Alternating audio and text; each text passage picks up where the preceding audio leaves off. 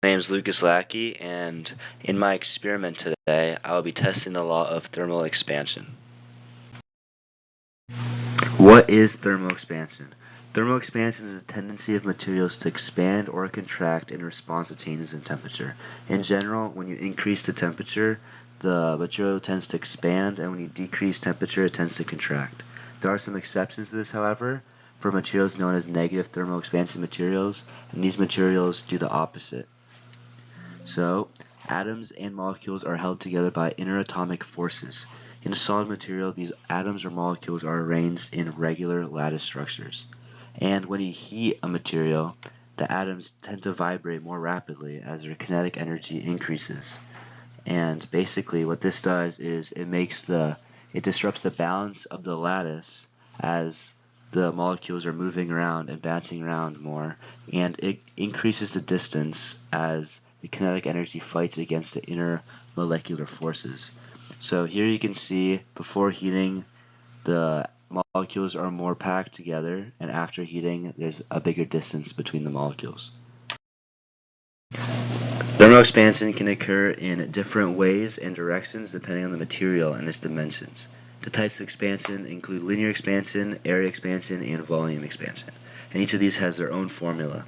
And the formulas are shown here, and they all have similar variables such as the change in length, the coefficient of linear expansion, the original length, and the change in temperature.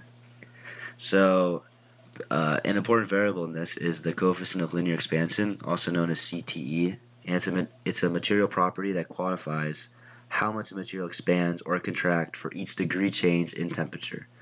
And it's expressed in units such as parts per million over Celsius. And the CT value is specific for each material, and it varies depending on many factors that could include the structure, the composition, and also the temperature range. Experiment, I'll be testing the thermal expansion of two materials, aluminum and steel, and I'll be using a coal fire as a heat source, and that should heat up both the aluminum and the steel. And here I have included the aluminum and steel coefficient of expansion, and as you can see, the aluminum should expand more than the steel, because if you remember the formula, you multiply the coefficient of expansion to find the change in length, and it should expand by more than 3 times. So in this video right after, I will show this experiment and we'll look at the results.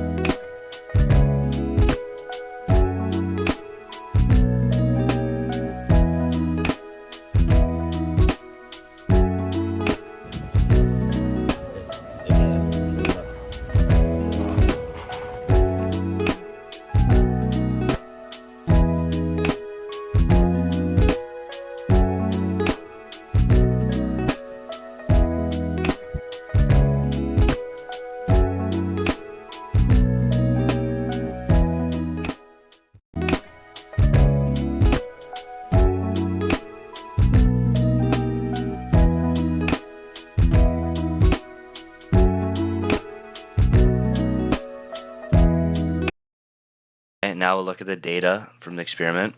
So the temperature is estimated to be around 300 Fahrenheit, which is a common temperature for a coal fire. And the initial measurements, which is the length by the diameter, is 3 feet by 0.9 millimeters for both. And it's important to note that the aluminum is treaded while the steel is a solid rod. That means the steel has a higher volume. I had difficulty finding a solid aluminum rod. And now looking at the final measurements, we can see that the aluminum really didn't change at all, but the steel did expand. Alright, so we have concluded the experiment, and it's time to look at the data and analyze it. So in our experiment, steel expanded more than aluminum, which is inconsistent with theory because aluminum's thermal expansion coefficient is roughly 3 times higher than steel. So aluminum should have expanded 3 times as much as the steel did. However, that was not the case. And I think the biggest reason for this is the proximity of the steel to the coals in relation to the aluminum. The steel was a lot closer to the coals, and it was even directly touching the coals in some cases or some places.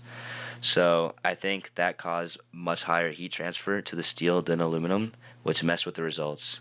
So if I were to redo this experiment, I'd make sure, for one, they're laid right on top of the coals. It was difficult to fit the rods on the campfire because there wasn't enough space and the rods were long, so I would do it somewhere else.